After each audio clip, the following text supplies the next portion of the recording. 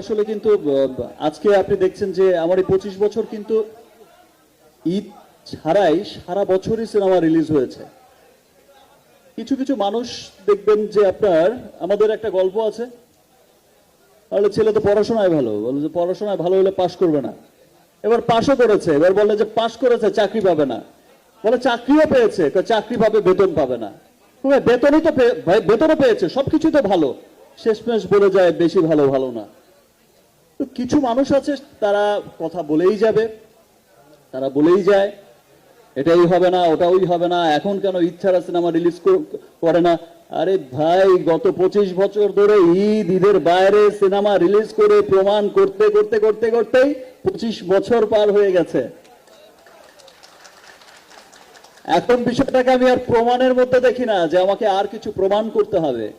এখন শুধু আমি কাজ করতে চাই, কাজ করে যাচ্ছি আমার সেই ভালোবাসার মানুষদের জন্য, যারা আমি 9 মাস পর বিদেশ থেকে যখন ফিরেছি ইউএস থেকে, তখন যারা লাইন ধরে দাঁড়িয়েছিল, আমি কাজ করতে চাই তাদের জন্য, আপনাদের জন্য, মিডিয়া কর্মীদের জন্য। আমি যখন এয়ারপোর্ট থেকে নেমে আমি লাউঞ্জের দিকে আসছিলাম, দেখি যে সমস্ত কর্মীরা, আপনারা আমাকে, আমার সেই বন্ধুরা, আমার সেই ভাইরা, সেই বোনরা, সবাই আপনারা সবার ক্যামেরা নিয়ে সবাই যার যার মতো কিন্তু সেখানে এই যে একটা ওয়ার্ম ওয়েলকাম, এই যে একটা ভালোবাসা, আমি সত্যি সত্যি সেই ভালোবাসার দাম দিতে চাই।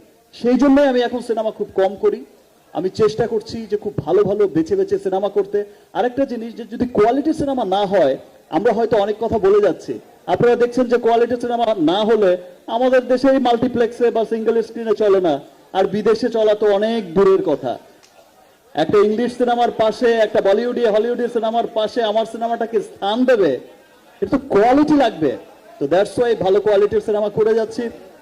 ইচ্ছারাও সামনে ছবি রিলিজ হচ্ছে, আগামীতে দরদ রিলিজ হচ্ছে, সেটা ইচ্ছারা আছে। আরেকটা সিনেমারও প্ল্যান হয়েছে, সেটাও ইচ্ছারা। তো ঈদ ছাড়া এটা কোনো ব্যাপার না। কারো কথায় কান না দিয়ে আমরা সকলে একসাথে বাংলা সিনেমার উন্নয়নে কাজ করব। যারা ভুলভাল কথা বলে, বাংলা সিনেমাকে পিছিয়ে রাখতে চায়, এই দোষ ওই দোষ এই দোষ, শুধু দোষের মধ্যেই ফেলে রাখতে চায়, তারা আসলে গুণটাকে না দেখে না, তারা গুণটাকে ঢেকেই, বিকজ তারা হচ্ছে বেগুন, তাদের নিজেদেরই কোনো গুণ নেই। সো কোনো বেগুনের কথা না শুনে ভালো বাংলা সিনেমার সাথে থাকুন, যে কারো ভালো বাংলা সিনেমাকে সাপোর্ট করুন, সেটা আমার হোক আর যারই হোক। Thank you.